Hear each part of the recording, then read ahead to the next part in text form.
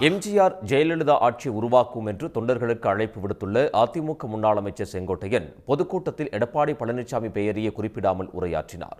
எத்தனையோ வாய்ப்புகள் வந்தும் பெருந்தன்மையுடன் விட்டுக் கொடுத்ததாக கூறியவர் தன்னை சோதிக்க வேண்டாம் என்று பேசியது பரபரப்பை ஏற்படுத்தியுள்ளது. அதிமுக உட்கட்சி பூசலால் முன்னாள் அமைச்சர் செங்கோட்டையன் அதிருப்தியில் உள்ள நிலையில் ஈரோடு மாவட்டம் கோபிச்செட்டிப்பாளையம் அருகே நல்லகவுண்டன்பாளையத்தில் நடைபெற்ற எம்ஜிஆர் பிறந்தநாள் விழா பொதுக்கூட்டத்தில் அவர் கலந்து கொண்டார். அப்போது பேசிய செங்கோட்டையன் தாம் செல்கின்ற பாதை எம்ஜிஆர் மற்றும் ஜெயலலிதா வகுத்த பாதை என்றும் அவர்கள்தான் தனக்கு வழிகாட்டிகள் எனவும் கூறினார். எம்ஜிஆர் ஜெயலலிதாவை புகழ்ந்து பேசிய செங்கோட்டையன் தனது முழு உரையிலும் எடப்பாடி பழனிசாமி குறித்து ஒரு வார்த்தை கூட பேசவில்லை. நான் செல்லுகின்ற பாதை புரட்சி தலைவர் எம்ஜிஆர், புரட்சி தலைவர் அம்மா வழி. அந்த வழி என்பது நமக்கு காட்டியிருக்கிற தெய்வங்களுடைய வழி. அந்த தெய்வங்களை இரண்டு பேரும் தான் நமக்கு வழிகாட்டிகள். அவர் இல்லை என்றால் நான் இந்த இடத்தில் இன்று பேசி இருக்க இயலாது.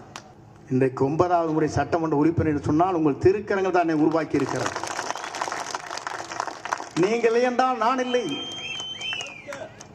உங்கள் மூச்சு என் மீது படவில்லை என்றால் நான் நடமாடி இருக்க முடியாது.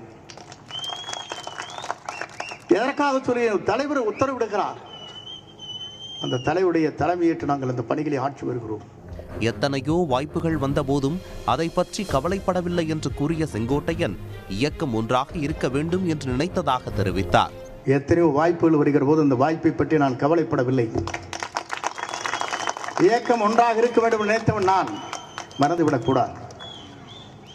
என்னை சோதிக்காதீர்கள், அதுதான் இடத்திலே வேண்டுகோள். 43 ஆண்டுகள் அரசியல் வரலாற்றில் வெளிவோ ஒரு வார்த்தை கூட தவறான வார்த்தை பயன்படுத்தியதில்லை.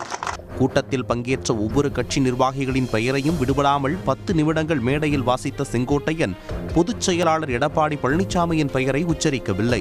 அதேபோல் வழக்கமாக கோபியில் நடைபெறும் பொதுக்கூட்டங்களில் எடப்பாடி பழனிசாமியின் படத்தை விட செங்கோட்டையன் படம் பேனர்களில் சிறிதாகவே இருக்கும்.